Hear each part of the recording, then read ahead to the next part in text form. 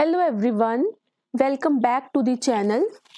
आज इस वीडियो में हम chapter number 2 relations and functions start करने वाले हैं। ठीक है, इस चैप्टर को हम डिटेल में पढ़ेंगे, उसके बाद कुछ क्वेश्चंस साथ साथ में ही डिस्कस करेंगे। ठीक है, तो चैप्टर का नेम है हमारा रिलेशंस एंड फंक्शंस।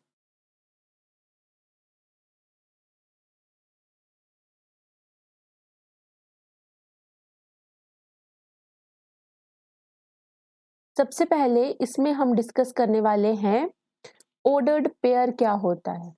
ठीक है,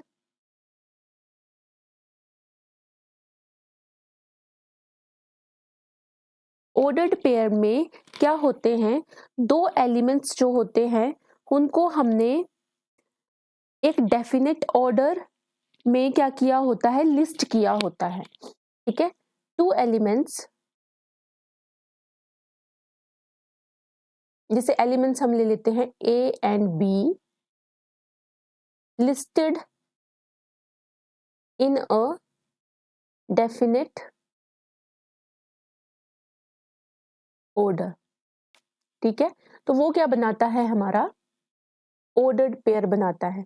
ठीक है, इसको डिनोट कैसे करते हैं, it is denoted by A B, इस तरह से ब्रैकेट में।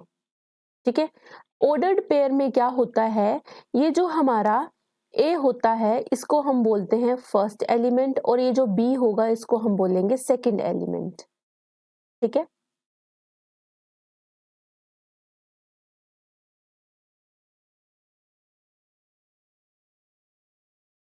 अब यहाँ पे कुछ चीजें जो है वो नोट करने वाली हैं। ठीक है, कि अगर हम ये लिखें कि ए कोमा बी और यहाँ पे लिखे बी कोमा ए, तो ये इक्वल नहीं होते हैं। ठीक है, कभी भी ऑर्डर्ड पेयर में ए कोमा बी कोमा ए के इक्वल नहीं होता है, क्योंकि इसमें हम रिलेशंस पढ़ने वाले हैं। तो ए और बी में कुछ रिलेशन होगा, वो बी और ए में रिलेशन हो जरूरी नहीं है। ठीक है, जैसे अगर ए और बी में रिलेशन है कि A is the father of B, तो उसका ये मतलब नहीं है कि B is the father of A भी होगा। ठीक है, तो इसलिए ये इक्वल नहीं होते हैं। सेकंड में हमारा आता है कि अगर ए और बी इज इक्वल टू सी और डी के हों, ये कब पॉसिबल होगा, इफ एंड ओनली इफ ए अगर सी के इक्वल होगा और बी अगर हमारा डी के इक्वल होगा। ठीक है, तो इसका मतलब है कि जो दो ऑर्डर्ड पेयर्स हैं वो कब इक्वल होंगे, if and only if corresponding first elements are equal and second elements are also equal। ठीक है, तो ये चीज, अब इसके बाद इसी पे बेस हमें क्वेश्चन करने वाले हैं जिसमें हमें गिवन होते हैं ऑर्डर्ड पेयर्स में। ठीक है, और हमने वैल्यूज जो है वो फाइंड आउट करनी होती हैं। ठीक है, तो हम ऑर्डर्ड पेयर वाला जो ये हमने कॉन्सेप्ट है उसको यूज करेंगे। जैसे क्वेश्चन है हमारे पास, इफ हमारे पास गिवन है x/3 + 1 और y-2/3। ठीक है, ये ऑर्डर्ड पेयर में है और ये किसके इक्वल है, 5/3 1/3 के। तो हमने यहाँ पे फाइंड करनी है values of x and y। ठीक है, तो ये वैल्यू हम कैसे फाइंड आउट कर सकते हैं, हमने क्या पढ़ा होता है कि अगर इक्वल ऑर्डर्ड पेयर होंगे, है ना, ये इक्वल ऑर्डर्ड पेयर गिवन है तो उसकी जो कॉरस्पॉन्डिंग वैल्यूज होती हैं वो क्या होती हैं, इक्वल होती हैं। ठीक है, तो क्या करेंगे हम कि ये जो हमारे पास गिवन है x/3 + 1, इसको हम 5/3 के इक्वल कर देंगे, और ये जो y-2/3 है इसको 1/3 के इक्वल। यहाँ पे x/3 + 1 जो है वो 5/3 के इक्वल कर दिया, यहाँ से x की वैल्यू फाइंड आउट हो जाएगी, और y-2/3 जो है वो 1/3 के इक्वल कर दिया, तो यहाँ से y की वैल्यू फाइंड आउट करेंगे। यहाँ पे 1 को लेके गए तो ये -1 हो गया, इसका मतलब है x/3 = 5/3 - 1।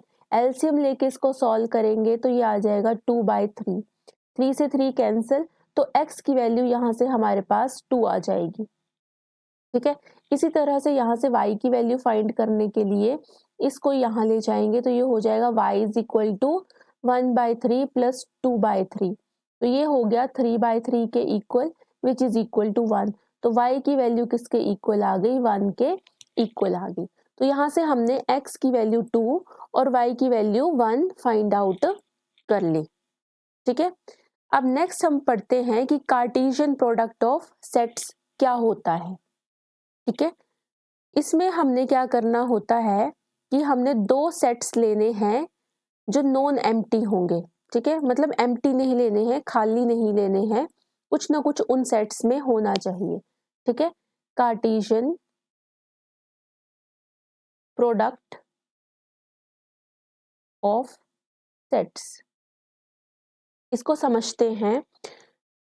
इसमें हमने दो सेट ले लिए, फर्स्ट हमारा सेट आ गया A और सेकंड आ गया हमारा B, और ये नॉन एम्प्टी सेट्स हैं।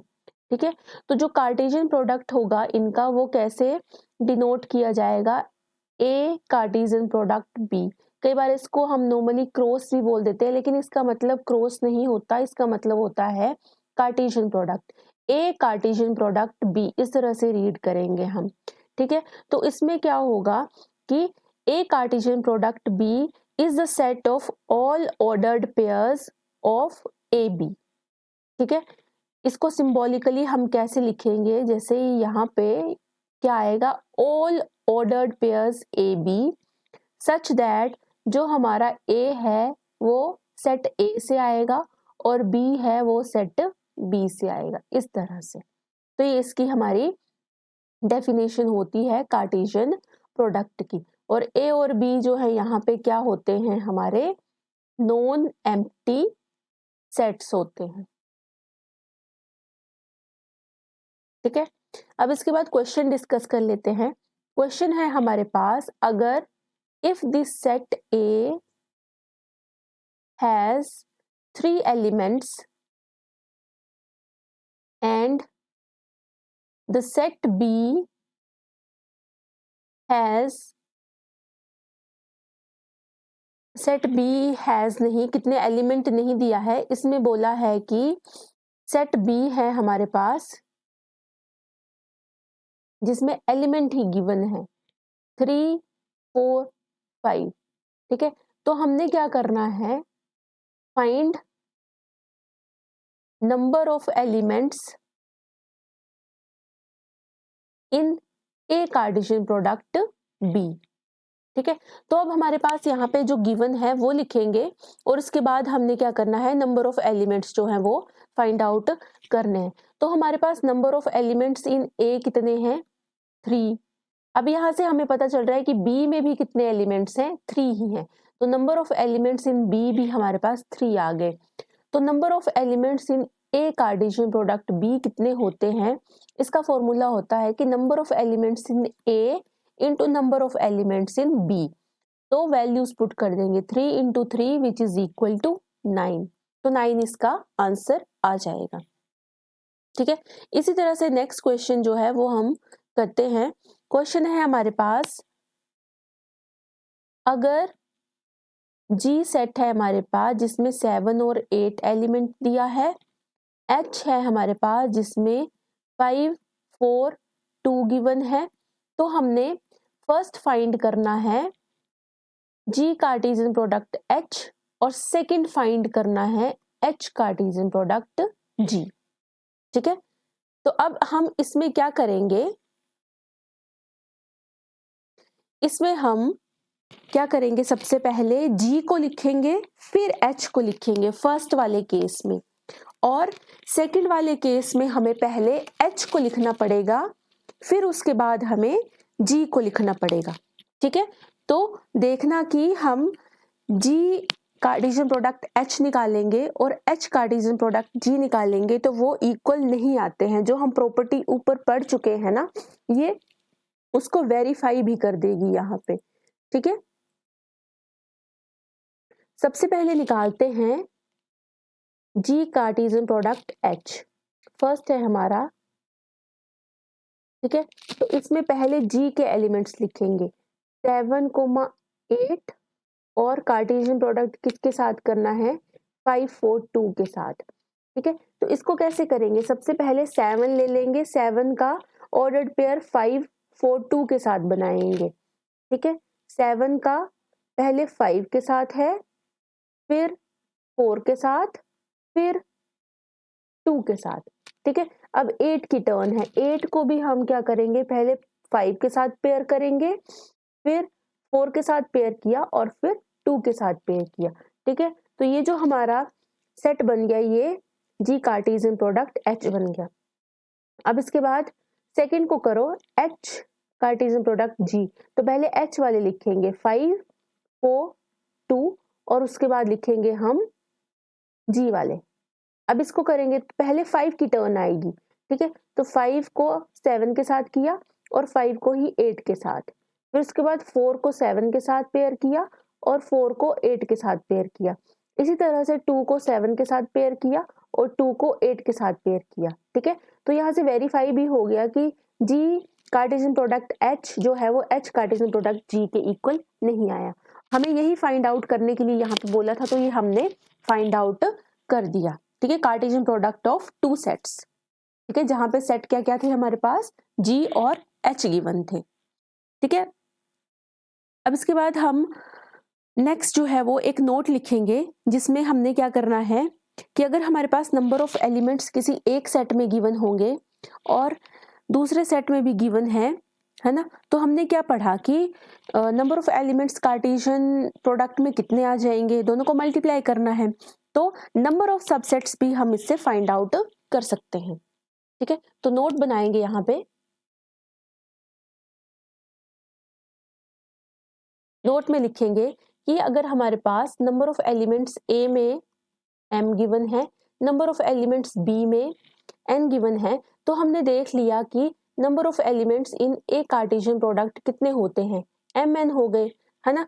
तो क्या होगा, therefore number of subsets of A Cartesian product B कितने हो जाते हैं, 2 mn। ठीक है, इसको स्टार मार्क कर लेंगे क्योंकि ये क्वेश्चन में यूज होगा। ठीक है, अब जैसे इसी का एक एग्जाम्पल करना हो तो क्वेश्चन लिखेंगे हम,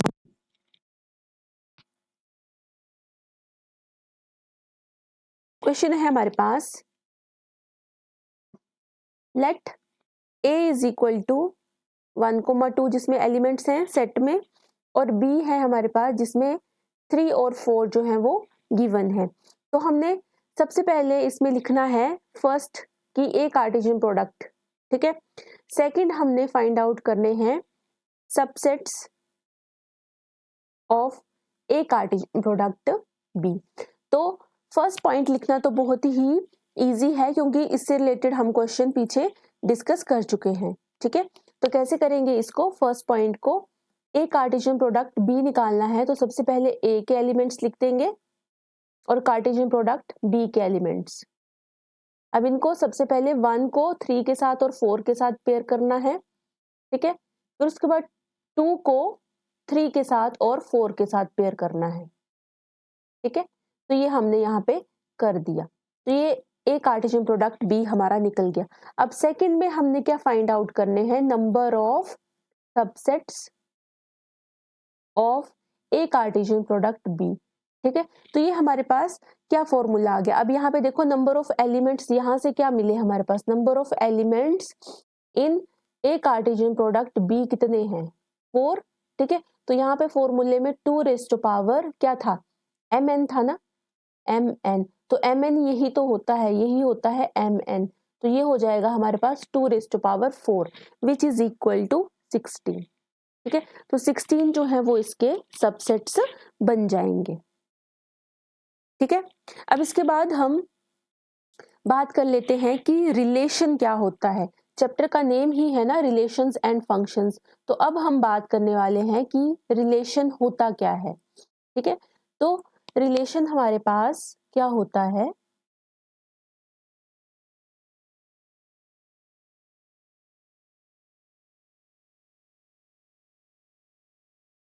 अगर हमारे पास दो सेट्स गिवन है, ठीक है, फिर हमने उसका क्या देखा, दो सेट थे हमारे पास, फिर हमने क्या किया, उसका कार्टेशियन प्रोडक्ट किया, मतलब ए कार्टेशियन प्रोडक्ट बी लिख दिया हमने दो सेट्स को, ठीक है। फिर उसके बाद हमने क्या देखा कि नंबर ऑफ एलिमेंट्स कितने हैं ए कार्टेशियन प्रोडक्ट बी में। फिर उसके बाद हमने क्या किया कि सबसेट्स कितने आएंगे, ठीक है। तो हमने क्या करना है, हमें जो सबसेट मिले उसमें हमने क्या करना है, रिलेशन जो है वो इंट्रोड्यूस कर देना है।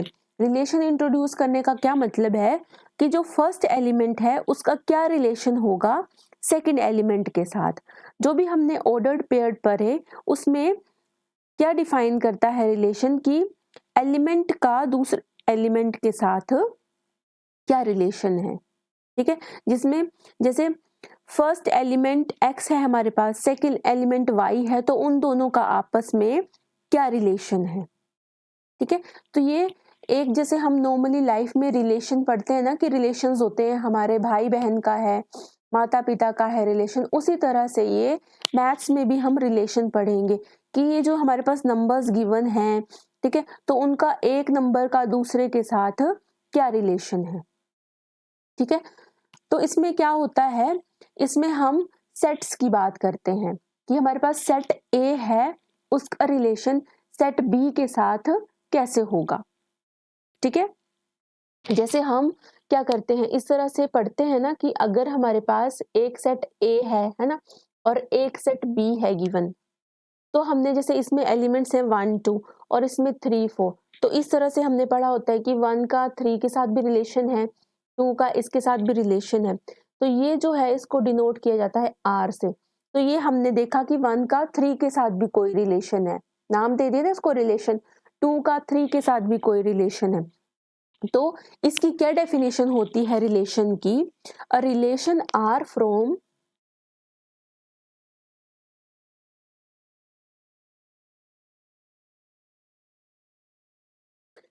Non empty set A to non-empty set B क्या होता है, is a subset of the Cartesian product A Cartesian product B, ठीक है। और ये कैसे फाइंड आउट होता है, द सबसेट, ये जो है ये एक सबसेट होता है, और ये सबसेट कैसे फाइंड आउट होता है, the subset is obtained by describing a relationship between the first element and the second element of ordered pair in A Cartesian product B, ठीक है।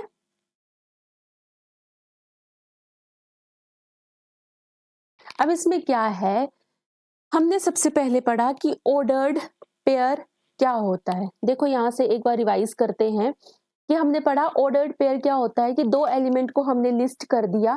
किस तरह से लिस्ट किया हमने इनको, इस तरह से कि फर्स्ट एलिमेंट और सेकंड एलिमेंट की फॉर्म में हमने इनको लिस्ट कर दिया, ठीक है। अब इसके बाद हमने सेकंड चीज पढ़ी कि कार्टेशियन प्रोडक्ट क्या होता है। कार्टेशियन प्रोडक्ट में हम क्या करते हैं, सारे ही पेयर्स ले लेंगे, ठीक है। जैसे यहाँ पे कार्टेशियन प्रोडक्ट निकाला तो सारे ही पेयर्स हमने ले लिए, 7 को पहले 5 4 2 के साथ पेयर किया, फिर 8 को, तो ये सारा क्या बन गया, ये कार्टेशियन प्रोडक्ट आ गया, ठीक है। अब रिलेशन क्या आ गया कि ये जो कार्टेशियन प्रोडक्ट होता है इसका एक सबसेट होता है, और वो सबसेट कैसे बनता है, सबसेट बनता है कोई ना कोई हम रिलेशन डिफाइन कर देंगे, ठीक है, कोई ना कोई रिश्ता डिफाइन कर देंगे उन एलिमेंट्स के बीच में, ठीक है।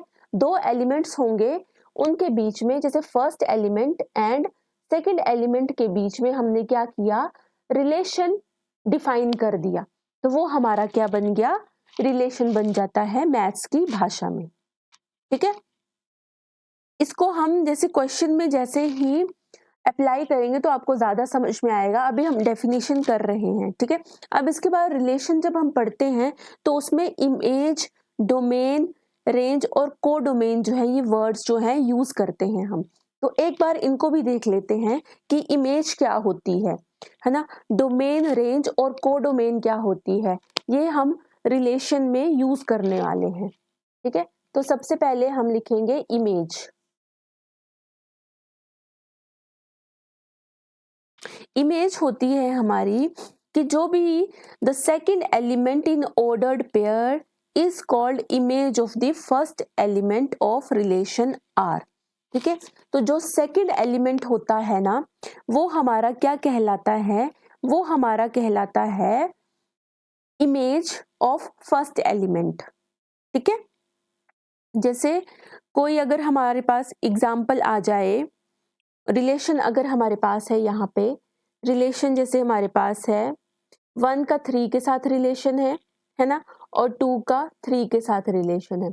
तो ये जो फर्स्ट वाला एलिमेंट है ना, और ये जो सेकंड वाला एलिमेंट है, ये फर्स्ट वाला एलिमेंट, ये सेकंड वाला एलिमेंट, यहाँ पे जो ये सेकंड वाले एलिमेंट है ना, ये इमेज होंगे हमारे फर्स्ट एलिमेंट के। ठीक है, तो ये हो गई हमारी इमेज।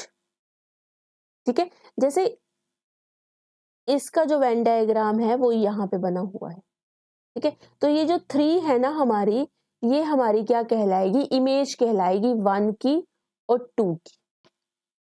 ठीक है, अब इसके बाद क्या है, इसके बाद है हमारे पास डोमेन। डोमेन हमारे पास होती है the set of all first elements in the ordered pair in a relation. ठीक है, अब यहाँ पे ये जो हमारा है, कलर चेंज कर लेती हूं मैं, ये जो हमारा set of first all first elements होगा, ये वाला, इसको हम क्या बोल देंगे, इसको हम बोल देंगे डोमेन। ठीक है, अब इसके बाद थर्ड है हमारे पास रेंज। रेंज क्या होती है,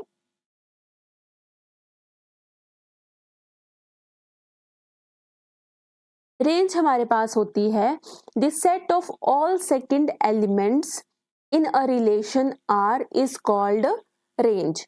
जो भी हमारे पास सेकंड एलिमेंट होगा रिलेशन में, जो होगा उसको हम क्या बोल देंगे, उसको हम रेंज बोल देंगे। जैसे यहाँ पे रेंज क्या है इस एग्जाम्पल में, इस एग्जाम्पल में हमारे पास 3 जो है वो हमारी रेंज आ जाएगी। ठीक है, अब इसके बाद एक वर्ड और यूज करते हैं हम, कोडोमेन। कोडोमेन, कोडोमेन होती है हमारे पास जो पूरा का पूरा बी सेट होगा हमारा, वो हमारा कहलाएगा कोडोमेन। जैसे बी सेट में यहाँ पे क्या है, 3 और 4, तो ये जो हमारा 3 और 4 है, ये पूरा का पूरा क्या कहलाएगा, ये कहलाएगा हमारा कोडोमेन। ठीक है, डोमेन में हमने क्या किया, डोमेन में हमने अपना जो सेट ए है उसको ले लिया।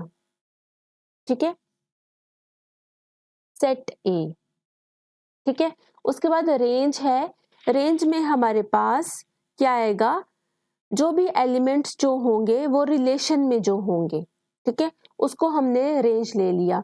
और कोडोमेन में हमने किसको लिया, कोडोमेन में हमने सेट बी को ले लिया।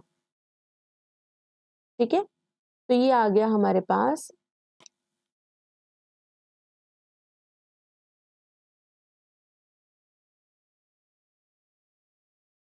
सेट बी, है ना, ये आ गया हमारे पास कोडोमेन। ओके, अब इसके बाद कुछ पॉइंट्स हैं जो नोट करने वाले हैं। ठीक है, तो सबसे पहला पॉइंट क्या है कि जो हमारा रेंज होती है,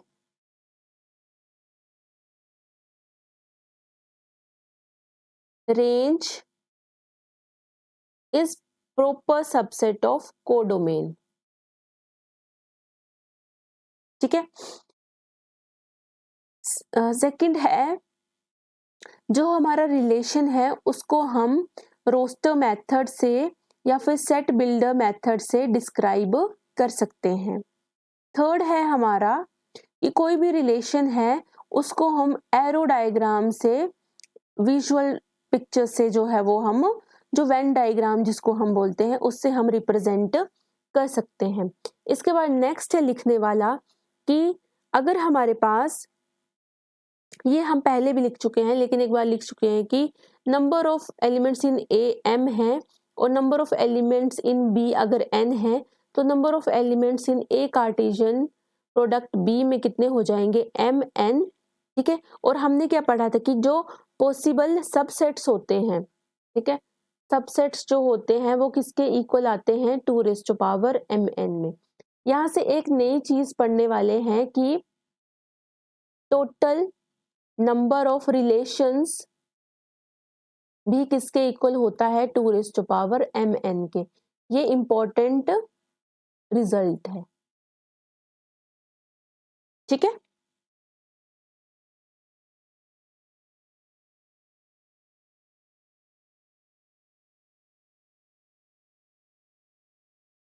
अब जैसे हमने पढ़ा कि डोमेन क्या होती है, रेंज क्या होती है, कोडोमेन क्या होती है। ठीक है, तो एक ऐसे वेन डायग्राम से हम क्लैरिफाई करने के लिए देख लेते हैं कि सेट ए में और सेट बी में अगर हमारे पास एलिमेंट्स हैं 1 2 3 4 इस तरह से। ठीक है, और यहाँ पे है हमारे पास 3 6 9 15 16 इस तरह से। ठीक है, तो 1 का रिलेशन हमारे पास 3 के साथ गिवन है, 2 का रिलेशन 6 के साथ, 3 का रिलेशन 9 के साथ और 4 का रिलेशन जो है वो 16 के साथ गिवन है। तो यहाँ पे हमने क्या बताना है, हमने बताना है कि यहाँ पे हमारा डोमेन क्या होगा, हमारा रेंज क्या होगा और कोडोमेन क्या होगा। ठीक है, तो वेन डायग्राम को एक बार देखो और ट्राई करो कि डोमेन, रेंज और कोडोमेन बता पा रहे हो या नहीं। ठीक है, तो डोमेन क्या बताया था, पूरा का पूरा सेट हो जाएगा, तो इसमें क्या आ जाएगा 1 2 3 4। ठीक है, कोडोमेन क्या बताया था, का पूरा पूरा बी सेट 3 6 9 15 16। और रेंज क्या बताया था, जो रिलेशन में आएंगे बी सेट के, तो इसमें 3 6 9 और 16 हो जाएगा। ठीक है, आई होप आपको इस क्वेश्चन से जो है वो क्लियर हो गया होगा कि डोमेन, रेंज और कोडोमेन क्या होती है। ठीक है, अब इसके बाद नेक्स्ट क्वेश्चन है जिसमें नंबर ऑफ रिलेशंस हमने फाइंड आउट करने हैं from A to B.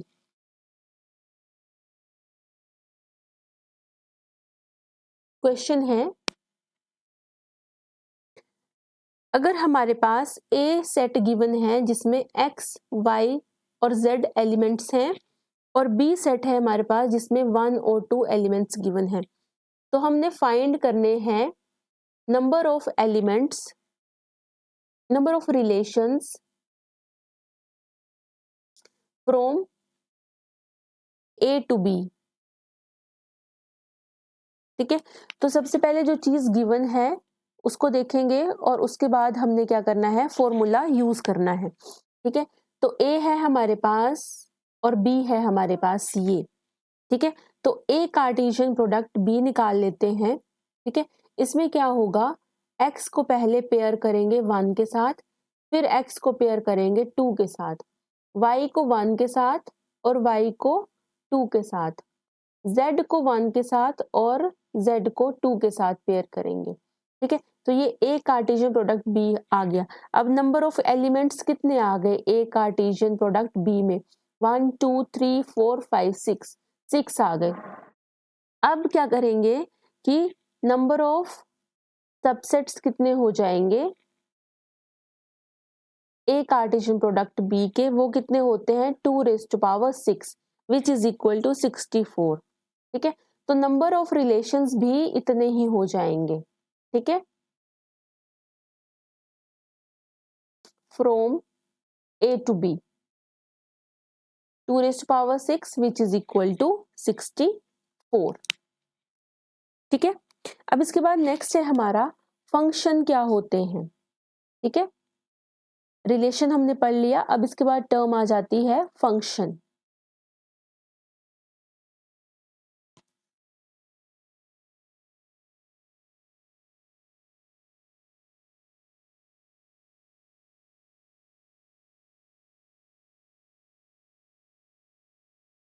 Function भी क्या होता है, फंक्शन भी एक रिलेशन ही होता है, लेकिन ये एक स्पेसिफिक टाइप का रिलेशन होगा जिसमें every element x of set A has one and only one image y in set B।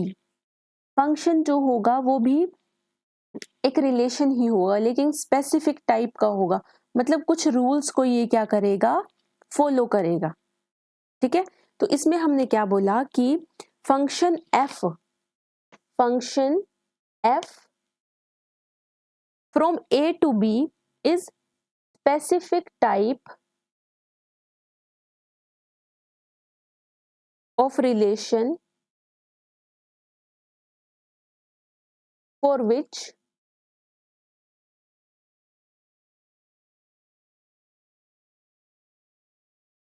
every element x of set A has one and only one image y in set B। ठीक है, इसका क्या मतलब है कि no two distinct ordered pairs in F have the same first element। ठीक है, कि कोई भी जो दो ऑर्डर्ड पेयर्स होंगे उनके पास फर्स्ट एलिमेंट सेम नहीं हो सकता। ठीक है, अगर हमारे पास फंक्शन f है a टू b में और x और y जो हमने ऑर्डर्ड पेयर में लिखे हैं वो f को बिलोंग कर रहे हैं, तो f ऑफ x किसके इक्वल होता है, y के। ठीक है, जहां पे y जो होगी वो हमारी इमेज हो जाएगी x की। ठीक है, और x जो है हमारी क्या कहलाती है, प्री इमेज। ठीक है, मैंने क्या बोला कि यहाँ पे अगर कोई फंक्शन f है a टू b और हमारे पास x y जो है ऑर्डर्ड पेयर में बिलोंग्स टू f गिवन है, तो क्या होगा कि f ऑफ x जो है वो y के इक्वल होता है। ठीक है, जहां पे y जो होगा वो हमारा इमेज ऑफ x कहलाता है और जो x है हमारा वो प्री इमेज ऑफ y कहलाता है। ठीक है, तो फंक्शन से रिलेटेड ये चीज जो है वो इंपॉर्टेंट है। अब यहाँ पे भी क्या होता है कि सेट A जो होगा वो डोमेन होगा फंक्शन का पूरा सेट B जो होगा वो कोडोमेन हो जाएगा। ठीक है, और set of image of A under the function f in set B is called range. Function में भी वैसे ही है डोमेन, कोडोमेन और रेंज की डेफिनेशन। ठीक है,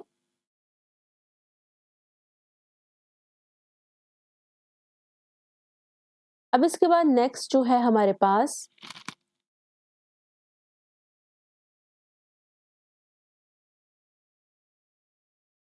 क्वेश्चन है कि हमारे पास नीचे गिवन है कि इनमें से कौन कौन से रिलेशंस जो होंगे वो फंक्शंस होंगे, और हमें उसमें ये भी बताना है कि वो फंक्शंस क्यों हैं।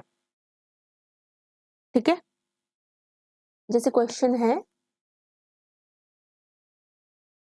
अगर हमारे पास फर्स्ट है 2 1 5 1, मतलब ये रिलेशन में है आपस में, क्योंकि फंक्शन है तो इनका रिलेशन होगा 2 is related to 1, 5 is related to 1, है ना।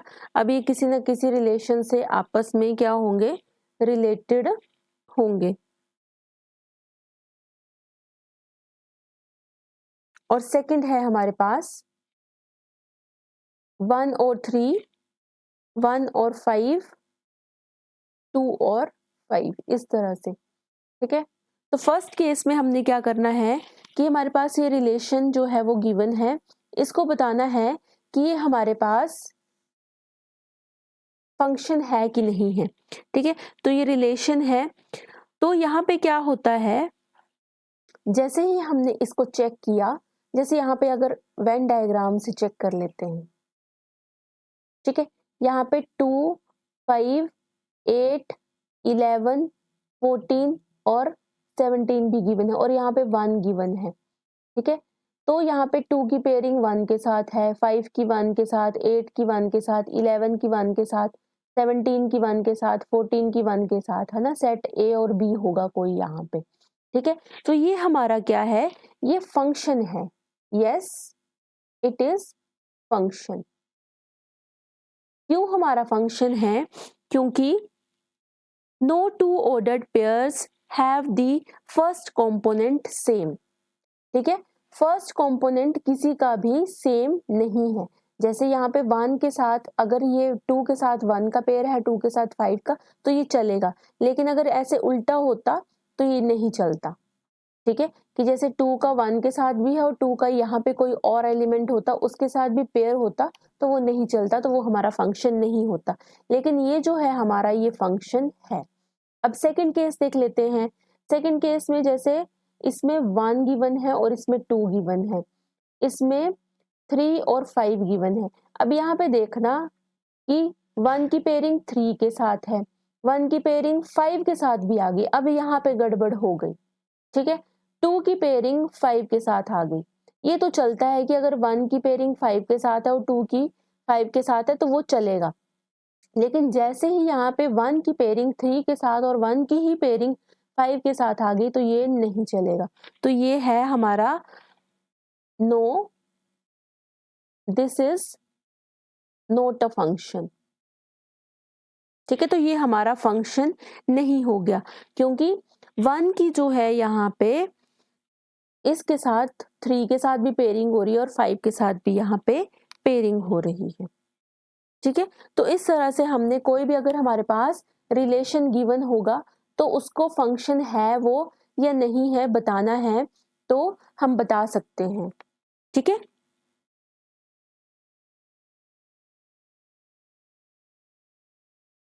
इसमें हमने ये देखा कि अगर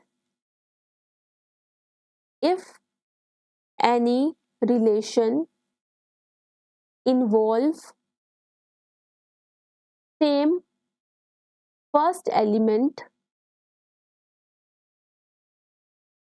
in its ordered pair,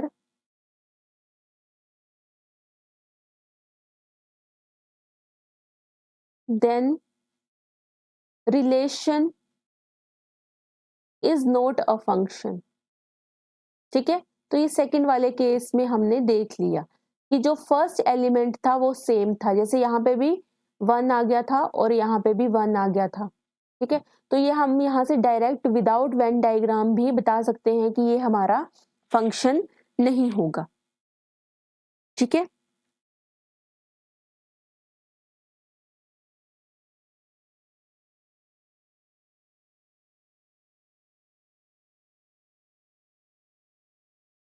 तो इस वीडियो में हम इतना ही डिस्कस करते हैं, बाकी हम अपनी नेक्स्ट वीडियो में डिस्कस करेंगे। Thanks for watching.